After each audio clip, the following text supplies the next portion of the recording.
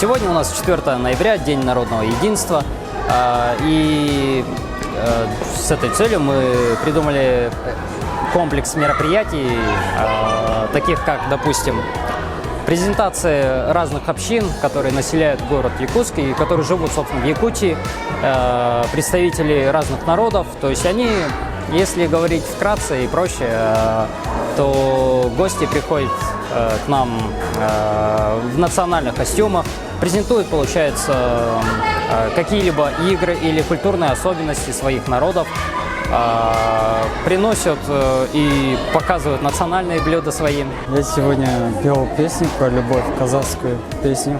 Она очень знаменитая в нашем республике. Я узнал много чего нового, то, что я не знал вообще. Никогда в своей жизни даже не представлял, что я это узнаю. В целом разные народы, у всех все красивые костюмы национальные.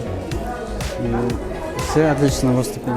У нас работает зал экспозиция СИА, что расшифровывается как «Современная история Якутии». И в контексте, получается, сегодняшнего праздника, Дня народного единства, мы рассказываем о современной истории Якутии, которая в экспозиции охватывает примерно 100 лет.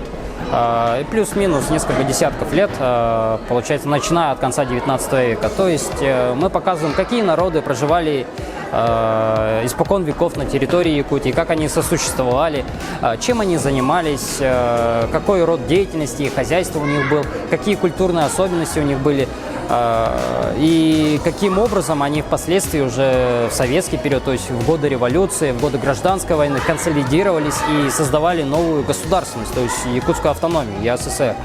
И как они впоследствии преодолевали такие ужасные страницы в истории, как, собственно, трагические, как Великая Отечественная война, как они вместе, собственно, боролись с единым врагом в те времена, и как впоследствии уже отстраивали не только, собственно, свой родной край, Якутию, но и, собственно, всю страну.